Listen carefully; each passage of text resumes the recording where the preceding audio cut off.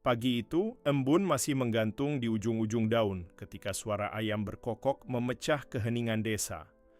Di sebuah rumah tua berdinding papan, seorang anak laki-laki kecil tengah duduk di teras memeluk lututnya, namanya Raka. Umurnya baru 5 tahun, tapi matanya menyimpan pandangan kosong yang tidak seharusnya dimiliki anak seusianya. Hari itu adalah hari pertamanya masuk taman kanak-kanak.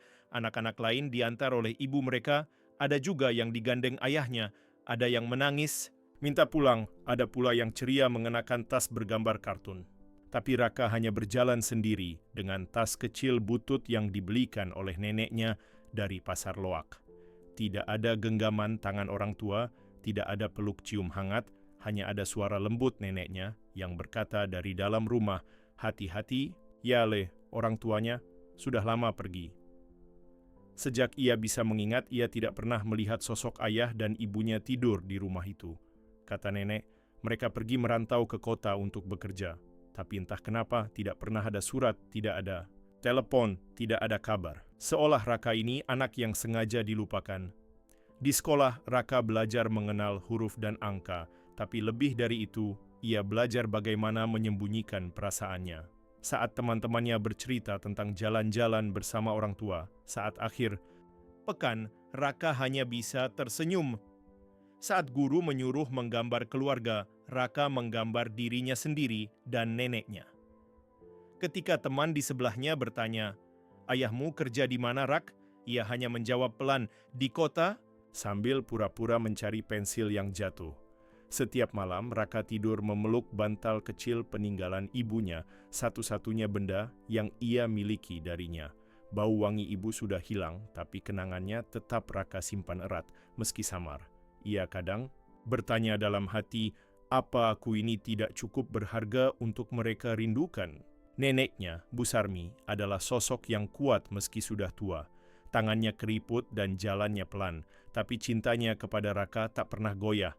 Setiap pagi, ia bangun lebih awal untuk menyiapkan sarapan, meski hanya nasi dan garam. Kadang, ia membuatkan bubur dari singkong atau pisang rebus. "Yang penting kamu kenyang, Le," katanya sambil mengelus kepala Raka. "Raka nggak punya ibu sama bapak, Nek?" tanya Raka suatu malam ketika hujan turun lebat dan listrik mati. Neneknya terdiam, lalu duduk di samping Raka dan memeluknya. "Punya, mereka di kota. Mereka sayang kamu, tapi mereka belum bisa pulang." Suaranya gemetar, seakan mencoba menutupi sesuatu yang lebih pahit dari hujan malam itu. "Kenapa nggak pulang-pulang?" tanya Raka lagi. Nenek mengusap kepala cucunya. "Mungkin mereka sedang menabung banyak sekali supaya nanti bisa belikan kamu sepeda." Raka hanya mengangguk meski hatinya tahu itu hanya harapan kosong yang disampaikan dengan cinta. Dan sejak malam itu Raka berhenti bertanya. Hari-hari berlalu, Raka tumbuh dengan sepi sebagai sahabatnya. Ia belajar tidak menangis ketika melihat anak-anak lain dijemput orang tuanya. Ia terbiasa pulang sendiri, membuka pintu sendiri, dan makan seadanya bersama nenek. Tapi dari semua kekurangan itu, ada satu hal yang membuatnya bertahan. Pelukan neneknya yang setiap malam memeluknya. Erat seolah berkata, "Kamu tidak sendirian." Waktu terus berjalan. Raka kini duduk di bangku kelas 5 SD. Tubuhnya mulai bertambah tinggi dan wajahnya makin menunjukkan kedewasaan yang datang lebih cepat dari anak-anak lain seusianya. Tapi satu hal tak berubah. Ia masih tinggal bersama neneknya, Bu Sarmi, di rumah kayu yang semakin reot, di desa yang tetap sepi dari kabar orang tuanya. Setiap pagi Raka bangun lebih awal dari kebanyakan anak lain. Jam 4 subuh, ia sudah duduk di dapur membantu nenek menyalakan kayu bakar. Bau asap dan kopi hitam menjadi aroma pagi yang ia hafal di luar kepala. Nenek selalu membuatkan kopi untuk dirinya sendiri dan segelas air hangat untuk Raka. "Nek, nanti Raka bantu jualan di pasar ya," katanya sambil mengaduk air hangatnya. Bu Sarmi tersenyum meski wajahnya terlihat lelah. "Nggak usah, Le. Kamu sekolah saja yang benar." "Tapi Raka mau bantu," jawab Raka tegas. Akhirnya mereka berangkat berdua, membawa keranjang berisi sayuran dari kebun belakang. Nenek menjualnya di sudut pasar kecil, duduk beralaskan tikar lusuh, sementara Raka membantu menghitung uang dan membungkus belanjaan pembeli. Setelah itu, ia lari ke sekolah dengan seragam yang kusam tapi rapi. Hari-hari itu, Raka mulai melihat bahwa neneknya tidak sekuat dulu. Jalannya makin pelan, napasnya sering terengah. Kadang-kadang tangan neneknya gemetar saat menghitung uang. Pernah suatu pagi, Bu Sarmi tiba-tiba terduduk lemas di dapur. "Nek," Raka panik. "Aduh, punggungku leh. Tadi kepleset pas ambil kayu," katanya pelan. Tanpa banyak bicara, Raka segera mengambil minyak gosok dan mengurut pelan punggung neneknya. Matanya menatap tubuh ringkih nenek itu, pahlawan yang selama ini menggantikan peran dua orang tuanya. Saat teman-teman Raka sibuk bermain atau belajar tambahan, Raka lebih sering berada di pasar atau mencangkul di kebun bersama nenek. Ia belajar hidup dari kerasnya kenyataan. Ia tidak pernah mengeluh, tapi jauh di dalam hatinya ada perasaan takut. Takut kehilangan satu-satunya orang yang menyayanginya. Suatu sore, hujan turun deras. Raka baru saja pulang sekolah, basah kuyup, ketika melihat neneknya duduk di ruang tengah, memegang sebuah surat. "Nek, itu surat dari siapa?" Nenek terdiam cukup lama sebelum menjawab. "Dari ibumu." Raka mendekat. Surat itu sudah basah oleh air mata, bukan karena hujan. Isinya singkat. "Ma, kami belum bisa pulang. Maafkan kami. Doakan Raka jadi anak baik. Kami akan pulang kalau semuanya sudah lebih baik." Raka membaca surat itu berulang-ulang. Tak ada kalimat, "Kami rindu Raka." Tak ada janji pasti. Hanya harapan kabur yang seperti debu, ada tapi mudah lenyap. Raka diam. Ia tidak menangis. Ia hanya memandang keluar jendela, menatap langit abu-abu yang seolah tak pernah menjanjikan pelangi. Malam itu saat listrik kembali padam dan suara jangkrik memenuhi udara, Raka tidur di samping neneknya. Tangannya menggenggam tangan nenek yang kini terasa makin kurus. "Nek, iya leh. Nanti kalau Raka sudah besar, Raka yang gantian kerja buat nenek, ya?" Bu Sarmi tersenyum pelan, meski matanya tak bisa menyembunyikan rasa haru. "Insya Allah." Tapi kalau nanti nenek nggak ada, jangan ngomong gitu, Nek." Nenek memeluk Raka erat-erat. Di antara rintik hujan yang masih tersisa di luar sana, malam itu Raka berdoa lebih lama dari biasanya. Ia tak minta sepeda. Ia tak minta rumah bagus. Ia hanya memohon satu hal, "Ya Allah, jangan ambil nenek dulu, jangan dulu." Angin pagi berhembus pelan, menyapu daun-daun kering yang berguguran di halaman rumah Raka. Usia Raka kini 14 tahun. Ia baru saja lulus SMP dan berhasil masuk ke sebuah SMK negeri di kota kecamatan, sekitar 10 km dari desanya. Banyak orang bangga padanya, apalagi mengingat Raka hanya hidup berdua dengan neneknya yang sudah tua. Tapi di balik senyum Raka saat menerima surat kelulusan, ada perasaan yang sulit dijelaskan. Perasaan cemas. Beberapa bulan terakhir nenek sering batuk-batuk dan tubuhnya makin lemah. Kadang Raka harus membopong neneknya ke kamar mandi. Ia tak pernah mengeluh, tapi setiap hari saat berangkat sekolah, ia selalu menoleh beberapa kali ke belakang, memastikan neneknya duduk di kursi dekat jendela seperti biasa. "Kalau kamu sekolah, hati-hati ya, Le, jangan buru-buru." Nenek selalu doakan dari rumah, begitu kata neneknya tiap pagi. Karena sekolahnya jauh, Raka naik sepeda tua peninggalan almarhum kakeknya. Setiap hari ia harus menempuh perjalanan pulang pergi lebih dari 20 km. Kadang kehujanan, kadang kepanasan, tapi semua itu ia lewati dengan semangat yang dibakar oleh satu tekad, membuat nenek bangga. Suatu hari saat Raka pulang sekolah, rumah tampak sepi. Biasanya nenek sudah menunggu di teras, menyambutnya dengan senyum dan air teh hangat. Tapi sore itu pintu rumah tertutup rapat. Raka merasa ada yang tidak beres. "Nek," panggilnya sambil mengetuk pintu. Tak ada jawaban. Raka panik. Ia dorong pintu yang ternyata tidak dikunci. Di dalam, ia melihat nenek terbaring di lantai, ruang tengah pingsan. "Nek, Nek bangun, Nek!" teriak Raka sambil mengguncang tubuh kurus. Itu, dengan tubuh gemetar, Raka berlari ke rumah tetangga meminta bantuan. Beberapa warga segera datang dan membawa Bu Sarmi ke puskesmas terdekat. Raka mendampingi dengan air mata yang tak henti mengalir di pipinya. Dokter berkata, "Nenekmu kena serangan stroke ringan. Dia harus banyak istirahat. Jangan dibiarkan sendirian di rumah. Malam itu, Raka tak tidur. Ia duduk di samping ranjang rumah sakit, menggenggam tangan neneknya yang kini terkulai lemah. Ia merasa seperti dunia runtuh. Satu-satunya tempat ia bersandar kini digoyang keras oleh kenyataan. Tapi ia tetap mencoba kuat. Seminggu kemudian mereka pulang, kondisi nenek belum sepenuhnya pulih, ia kini harus dibantu berjalan. Raka membagi waktunya antara sekolah, mengurus nenek, dan bekerja di bengkel sepulang sekolah. Ia rela tidak ikut ekskul, tidak nongkrong dengan teman-teman, bahkan tidak mengerjakan PR, asal neneknya bisa makan dan minum tepat waktu. Beberapa guru mulai memanggil Raka menanyakan kenapa nilainya turun. Tapi tak satu pun dari mereka tahu Raka kini hidup nyaris sendiri. Seperti seorang anak yatim piatu, tapi kedua orang tuanya masih hidup di luar sana. Entah di mana.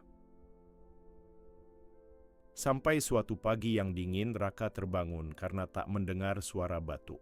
Neneknya tak mencium aroma minyak kayu putih seperti biasanya. Ia masuk ke kamar nenek dan melihat neneknya tidur dengan wajah tenang. Terlalu tenang. "Nek, bangun, udah pagi," bisiknya. Nenek tak menjawab.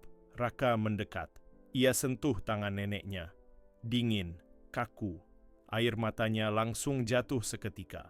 Ia tak teriak. Ia hanya terduduk di samping ranjang memeluk tubuh neneknya erat-erat. Dunia terasa kosong. Hari pemakaman itu langit benar-benar kelabu. Banyak warga datang, menangis, memeluk Raka, memberi semangat. Tapi orang tua Raka tak terlihat batang hidungnya. Tak ada kabar. Tak ada ucapan belasungkawa. Bahkan sekadar telepon pun tidak. Setelah nenek dimakamkan, Raka resmi tinggal sendiri. Rumah kecil itu kini benar-benar hanya dihuni oleh dirinya. Tidak ada suara nenek yang memanggil. Tidak ada lagi teh hangat di sore hari. Tidak ada pelukan setiap malam. Namun Raka tidak menyerah. Ia masih sekolah. Ia tetap bekerja. Ia memasak sendiri, mencuci sendiri, belajar sendiri. Hidupnya berubah total, tapi semangatnya tidak padam. Ia tahu kalau ia berhenti sekarang, semua perjuangan neneknya akan sia-sia. Malam-malam Raka kini sunyi. Kadang ia duduk di teras sambil menatap bintang.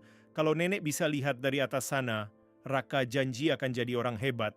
Raka janji, dan di bawah langit tanpa pelangi itu, Raka tetap melangkah dengan sepi sebagai teman dan kenangan sebagai pelita. Sejak kepergian neneknya, hari-hari Raka berubah. Bukan lagi tentang mengatur waktu antara sekolah dan merawat orang tua, tapi tentang bertahan hidup sendirian di dunia yang terasa terlalu besar untuk dipikul anak seusianya.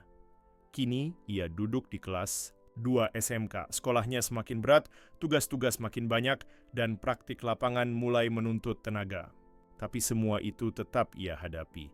Raka tahu tidak ada jalan lain selain maju. Ia tidak punya siapa-siapa lagi yang bisa diandalkan. Tak ada orang tua yang bisa dimintai tolong saat ia sakit. Tak ada suara ibu yang bisa membangunkannya saat ia kesiangan. Ia harus menjadi semuanya untuk dirinya sendiri. Setiap pagi Raka bangun pukul 4.30, menyalakan kompor minyak, memasak nasi dan telur atau mie instan, lalu mandi dengan air sumur yang dinginnya menggigit tulang. Setelah itu ia berangkat sekolah dengan sepeda tuanya yang makin ringkih.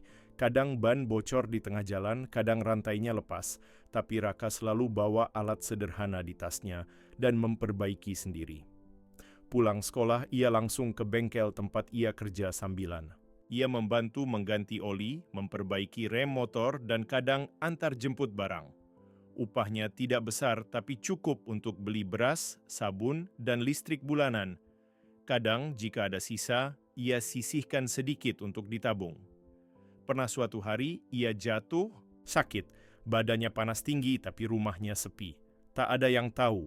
Ia hanya bisa berbaring di lantai, meminum air putih, dan menaruh handuk basah di dahinya. Kalau nenek masih ada, pasti sudah nyuapin bubur, gumamnya dengan suara parau. Tapi, hari itu ia bertahan. Esoknya, meski tubuh masih lemas, ia tetap memaksakan diri ke sekolah. Ia tak ingin absen. Ia tahu satu-satunya jalan keluar dari hidup pahit ini adalah pendidikan. Ia ingin kerja bagus, ia ingin hidup layak, ia ingin membuktikan bahwa anak yang dibuang bukan berarti tidak bisa bangkit. Di sekolah, Raka bukan anak populer. Ia pendiam, serius, dan jarang ikut kegiatan. Tapi banyak guru mulai memperhatikannya. Pak Heru, guru produktif di jurusan teknik otomotif, suatu hari menghampirinya. "Rak, kamu kenapa kelihatan lelah terus?" Raka hanya tersenyum. "Gak apa-apa, Pak. Saya kerja sambil sekolah." Pak Heru mengangguk pelan. "Saya tahu hidupmu gak mudah, tapi kamu anak yang kuat. Kalau butuh bantuan, bilang ya." Sejak saat itu, Pak Heru sering memberikan Raka tugas-tugas tambahan, tapi disertai uang transport. Ia juga mengizinkan Raka meminjam alat-alat bengkel sekolah untuk mengerjakan pesanan servis motor di rumah. Dukungan kecil itu menjadi bahan bakar besar bagi Raka. Malam-malam Raka diisi dengan belajar di bawah cahaya redup bohlam 5 watt. Di sela-sela belajar, ia sering memandangi foto tua neneknya yang kini ia bingkai dan taruh di meja kecil. "Nek, Raka sekarang sendiri, tapi Raka kuat. Raka nggak akan nyerah."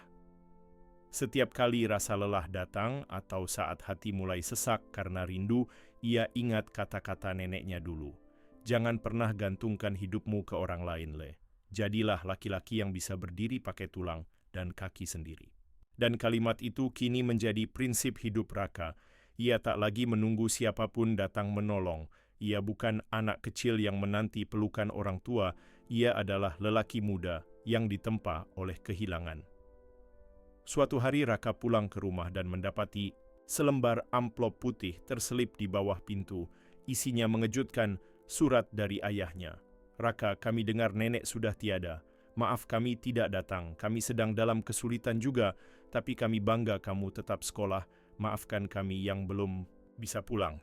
Kami akan datang saat kamu menikah nanti. Jaga diri baik-baik." Raka hanya membaca surat itu satu kali, tidak marah, tidak menangis. Ia hanya tertawa pelan, bukan karena lucu, tapi karena getir. "Kenapa harus nanti, saat aku menikah? Kenapa bukan sekarang saat aku butuh kalian?" bisiknya. Ia kemudian merobek surat itu dan membuangnya ke tempat sampah. Waktu terus berjalan. Raka lulus dari SMK dengan nilai cukup tinggi. Ia mendapat tawaran magang di kota besar. Tapi di dalam hatinya, ia masih ingin tinggal di rumah kecil. Itu menjaga warisan kenangan neneknya. Ia belajar hal-hal baru. Ia memperluas usahanya. Ia buka bengkel kecil di depan rumah, memanfaatkan ilmu dari SMK. Sedikit demi sedikit hidupnya mulai membaik. Dan meskipun hidupnya sepi, ia tetap merasa hangat oleh semangat nenek yang seolah tidak pernah benar-benar pergi. Beberapa tahun telah berlalu sejak Raka lulus dari SMK. Kini usianya 23 tahun. Bengkel kecilnya makin berkembang. Ia tidak lagi bekerja sendiri. 2 orang mantan teman sekolahnya kini ikut bekerja bersamanya. Di desa itu nama Raka mulai dikenal. Bukan hanya sebagai montir muda yang jujur dan cekatan, tapi juga sebagai anak yatim tak resmi yang berhasil bertahan sendirian. Meski kehidupannya mulai stabil, ada satu hal yang masih terasa kosong, kasih sayang. Raka adalah pemuda yang keras dari luar, tapi hatinya lembut. Ia rindu dicintai, rindu memiliki keluarga yang utuh. Ia lelah hidup dalam kesunyian yang terus-menerus menjeratnya, meski senyumnya tetap tersungging setiap hari. Hingga suatu hari, ia bertemu dengan seorang gadis bernama Lestari. Gadis sederhana yang bekerja sebagai kasir di toko bahan bangunan dekat bengkel. Lestari berbeda. Ia tidak menilai Raka dari masa lalunya yang kelam. Ia tertarik pada cara Raka memperlakukan semua orang dengan hormat, caranya bicara yang lembut, dan kerja kerasnya yang tak pernah putus. Dari obrolan ringan, hubungan mereka tumbuh. Lestari sering membawakan makanan ke bengkel. Kadang saat Raka pulang terlambat, gadis itu menunggu di teras rumah sambil membawa teh hangat. Raka merasakan sesuatu yang belum pernah ia rasakan selama ini, hangatnya perhatian yang tulus. Tak butuh waktu lama, Raka melamar Lestari dengan sederhana. Hanya duduk bersama keluarga gadis itu, membawa cincin emas kecil, dan dengan suara pelan berkata, "Saya tidak punya apa-apa selain tekad dan cinta, tapi saya janji akan menjaga Lestari sampai akhir hayat." Orang tua Lestari setuju. Mereka tahu siapa Raka, bukan anak siapa-siapa, tapi sudah seperti orang yang berdiri di atas kakinya sendiri sejak kecil. Hari pernikahan pun tiba. Sebuah tenda sederhana berdiri di halaman rumah Raka. Warga desa ramai membantu. Ada yang masak, ada yang merangkai bunga, semua bahagia. Semua kecuali Raka yang hatinya mendadak tak tenang sejak pagi. Sebab hari itu, untuk pertama kalinya, setelah belasan tahun kedua orang tuanya menyatakan akan datang, awalnya ia tidak percaya. Tapi saat menjelang akad, sebuah mobil minibus tua berhenti di depan rumah. Turun dari mobil itu seorang pria dan wanita berpakaian cukup rapi. Wajah mereka lelah tapi jelas mereka adalah ayah dan ibu Raka. Semua mata menoleh. Para tetangga berbisik. Raka hanya berdiri kaku, tak tahu harus menyambut atau menoleh. Ibunya memeluknya tiba-tiba. "Raka, maafin ibu, nak," bisiknya sambil menangis. Ayahnya menepuk pundak Raka, seperti tak ada jarak puluhan tahun di antara mereka. "Kamu sudah jadi laki-laki hebat, ayah bangga." Raka tak bisa berkata apa-apa.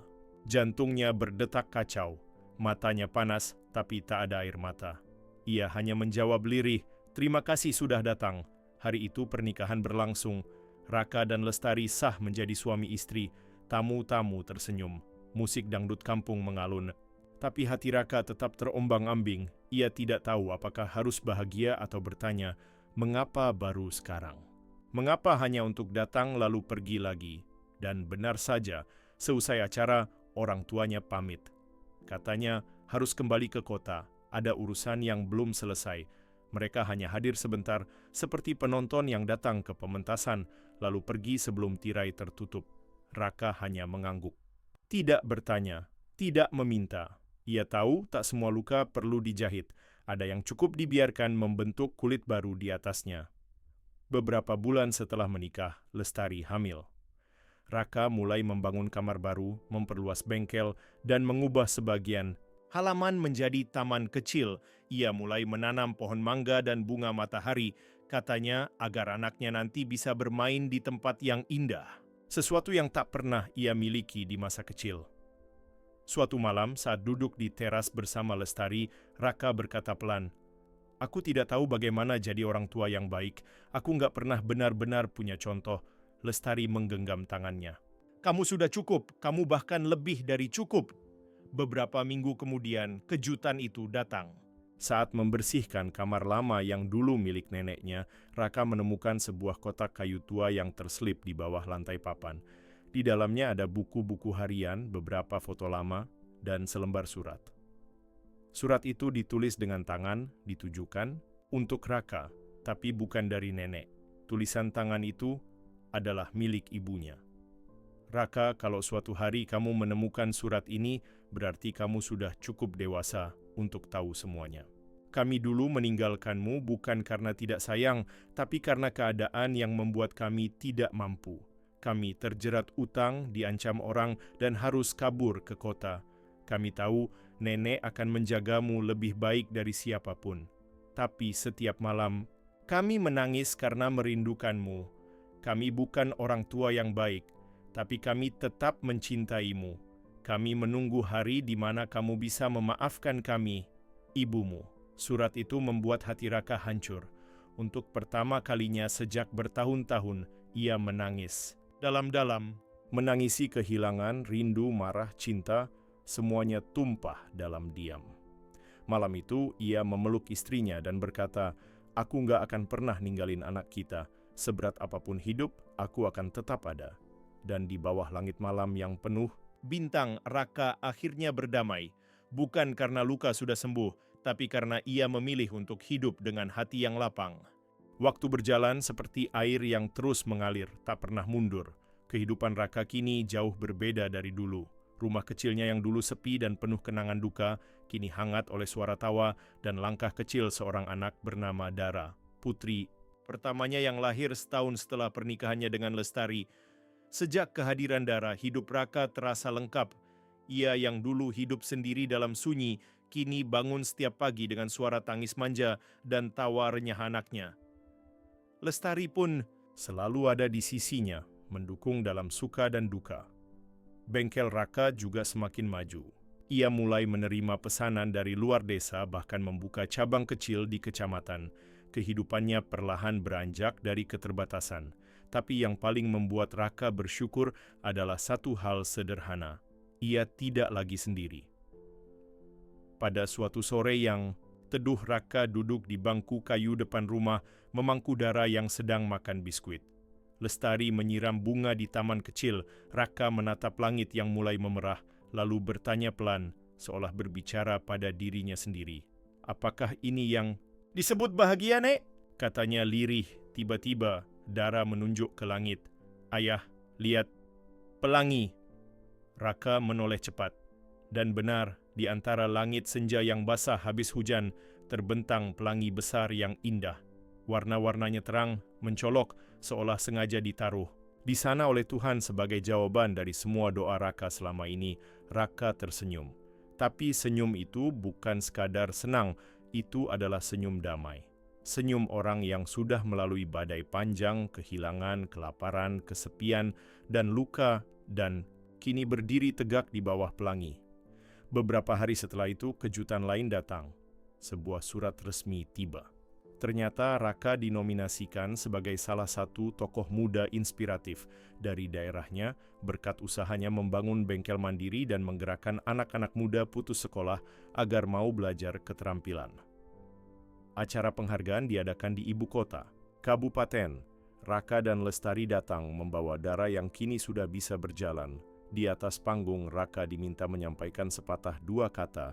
Ia berdiri gugup, lalu mulai bicara dengan suara pelan tapi penuh makna. "Saya bukan anak orang penting.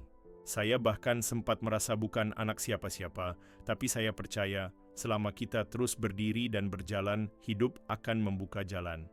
Terima kasih untuk semua yang pernah hadir, terutama nenek saya yang sudah pergi tapi tetap hidup dalam semangat saya." Semua orang bertepuk tangan. Lestari menatapnya dengan mata berkaca. Dara berlari ke arah ayahnya dan memeluk kakinya di atas panggung. Itu adalah momen yang tak akan pernah Raka lupakan. Namun, beberapa bulan kemudian, kejutan sesungguhnya datang. Raka menerima telepon dari nomor tak dikenal. Suara di ujung telepon itu berkata lirih, "Raka, ini ibu, ayahmu sudah tiada. Dia meninggal 2 hari lalu." Dunia terasa hening sejenak. Raka duduk pelan di lantai. "Kamu mau datang ke pemakamannya?" Suara ibunya bergetar. Raka menutup matanya. Pikirannya bercampur antara luka lama dan tanggung jawab moral. Ia terdiam beberapa detik, lalu menjawab pelan, "Saya akan datang, bukan untuk masa lalu, tapi untuk mengucapkan selamat jalan." Esoknya, Raka mengajak Lestari dan Dara menempuh perjalanan ke kota tempat kedua orang tuanya tinggal. Di sana, ia bertemu ibunya, yang kini tampak sangat tua dan lemah. Mata ibu Raka penuh penyesalan, tapi juga kelegaan melihat anak yang dulu ditinggalkannya kini datang sebagai sosok utuh dan kuat. Saat pemakaman usai, ibunya memeluk Raka dan menangis tanpa suara. Di pelukannya, Raka merasa seperti anak kecil lagi, tapi bukan lagi anak yang ditinggalkan. Ia adalah ayah, suami, dan pria dewasa yang telah memaafkan. Bahkan ketika tak ada permintaan maaf secara langsung. Malam itu, sebelum pulang ke desa, Raka duduk sendiri di balkon rumah kecil tempat ayahnya dulu tinggal. Ia membuka laci meja dan menemukan sebuah buku catatan lama. Isinya mengejutkan, puluhan tulisan tangan ayahnya, catatan harian tentang Raka. "Hari ini kami kirim uang ke Ibu Sarmi untuk beli sepeda Raka. Raka sudah kelas 2 SMK. Kami dengar dia juara kelas. Bangga sekali, tapi tak bisa datang melihatnya. Jika suatu hari aku bisa memeluk dia lagi, aku akan bilang, 'Maaf karena pergi, Nak. Bukan karena tak sayang, tapi karena kami terlalu lemah untuk bertahan.'" Raka membaca halaman demi halaman sambil menahan napas. Dadanya sesak, matanya basah. Ayahnya memang tak hadir secara fisik, tapi ternyata ia hadir dalam diam, dalam doa-doa yang tak pernah terdengar. Pagi itu saat matahari naik perlahan, Raka menatap langit kota, lalu tersenyum. Pelangi tidak datang setiap hari, tapi bukan berarti langit tak menyimpan keindahan. Dan kini ia yakin langitnya memang lama tak berpelangi. Tapi ketika pelangi itu datang, ia hadir dengan warna yang tak pernah ia bayangkan. Beberapa tahun telah berlalu sejak kepergian ayah Raka. Kini usia Raka menginjak 30 tahun. Dara tumbuh menjadi anak yang cerdas dan priang, sementara Lestari tetap menjadi pendamping hidup yang setia dan sederhana. Hidup Raka bisa dikatakan sudah mapan. Bengkel berkembang, rumah makin layak, dan hatinya tidak lagi penuh luka seperti dulu. Namun ada satu hal yang tak bisa ia abaikan, ibunya kini hidup sendiri di kota setelah kepergian ayahnya. Sejak mereka bertemu kembali di pemakaman, hubungan mereka perlahan membaik. Sesekali sang ibu menelepon, kadang Raka mengirimkan uang, tapi belum ada keberanian dari keduanya untuk benar-benar hidup berdampingan kembali. Sampai pada suatu hari, ibu Raka jatuh sakit. Bukan penyakit parah, tapi cukup membuat tubuhnya lemah dan tak sanggup lagi mengurus dirinya sendiri. Kabar itu datang dari tetangga sebelah rumahnya di kota yang mengenal Raka dari kisah-kisah ibunya selama ini. "Apa kamu gak mau menjemput ibu pulang?" tanya Lestari pelan di meja makan. Raka terdiam lama. Ia menatap piringnya yang sudah kosong. Kenangan masa kecil kembali membanjiri pikirannya. Malam-malam ia menangis sendirian, saat-saat lapar tanpa siapa-siapa, dan wajah nenek yang menghapus air matanya tanpa berkata banyak. Namun kemudian ia menatap Dara, anak kecil yang kini tumbuh di dalam rumah yang penuh cinta, tak pernah tahu rasa ditinggalkan. Ia tahu inilah saatnya memutus rantai luka. Seminggu kemudian Raka menjemput ibunya ke kota. Ia membawanya pulang ke desa, meski awalnya sang ibu menolak dengan alasan tak ingin merepotkan. "Saya cuma ingin hidup tenang di sini sampai waktu saya habis," kata ibunya pelan. "Rumahmu bukan di sini, Bu," jawab Raka. "Rumahmu sekarang di tempat yang ada keluargamu." Sang ibu menangis. Tapi kali ini bukan tangisan penyesalan. Tangis itu seperti tetes air yang menyirami benih yang telah lama mengering, lambat laun mulai tumbuh kembali. Hari-hari di rumah Raka jadi berbeda sejak kehadiran ibunya. Meski sudah tua dan tak sekuat dulu, sang ibu tetap ingin berkontribusi. Ia suka duduk di dapur mengupas bawang atau bercerita pada Dara tentang kisah masa mudanya. Kadang Lestari dan sang ibu tertawa kecil bersama saat menyiapkan makan malam. Pelan-pelan Raka melihat sesuatu yang dulu tak pernah ia bayangkan. Sebuah keluarga yang utuh, bukan sempurna, bukan bebas masalah, tapi keluarga yang hadir, dan itu cukup. Suatu malam Raka duduk sendirian di teras. Ia menatap bintang dan mengingat perjalanan panjang hidupnya. Dari anak kecil yang tertinggal, remaja yang hidup dalam sunyi, hingga pria dewasa yang kini duduk di rumah yang ia bangun sendiri, bersama keluarga yang ia rawat dengan hati-hati. Lalu, ibunya datang membawa 2 cangkir teh. Ia duduk di sebelah Raka, diam beberapa saat, lalu berkata, "Raka, kamu tahu nggak? Dulu, waktu ibu dan ayah pergi, kami sebenarnya pulang diam-diam waktu kamu SD. Tapi kami cuma lihat dari jauh. Takut kamu nggak mau ketemu. Kami berdiri di ujung jalan, lihat kamu main sepeda, lalu kami pergi lagi." Raka menoleh cepat. "Apa? Ibu pernah pulang?" Sang ibu mengangguk pelan, matanya berkaca. "Kami pengecut. Kami takut kamu marah. Tapi kami tetap pulang, walau hanya melihatmu dari kejauhan. Kami hanya ingin tahu kamu baik-baik saja." Raka tak berkata apa-apa. Ia hanya menunduk, memejamkan mata. Jantungnya berdetak lebih cepat. Itu adalah kejutan yang selama ini tak pernah ia duga. Di balik luka yang selama ini ia anggap ditinggalkan, ternyata ada cinta diam-diam yang selama ini mengintai dari kejauhan. Raka tak bisa menahan air matanya. Ia bukan menangis karena sedih, tapi karena lega, karena akhirnya ia mengerti. Kadang cinta tidak datang dalam bentuk pelukan, tapi dalam keberanian untuk kembali, walau hanya sebagai bayangan. Ia menggenggam tangan ibunya dan berkata lirih, "Terima kasih sudah pernah pulang, Bu. Meskipun saya nggak tahu, sekarang saya tahu. Dan itu cukup." Beberapa bulan kemudian, di ulang tahun Raka yang ke-31, ia mengajak keluarganya piknik ke tepi sungai. Hanya mereka berempat. Mereka makan, nasi bakar, main air, dan berfoto bersama. Dara tertawa paling keras, sang ibu duduk di bawah pohon sambil tersenyum tenang, Lestari membetulkan rambutnya yang berantakan tertiup angin. Dan saat matahari hampir tenggelam, pelangi kembali muncul di langit. Raka melihatnya lama, lalu berkata, pada dirinya sendiri, aku tidak lagi menunggu pelangi, karena aku sadar aku sendiri sudah jadi pelangi bagi keluargaku.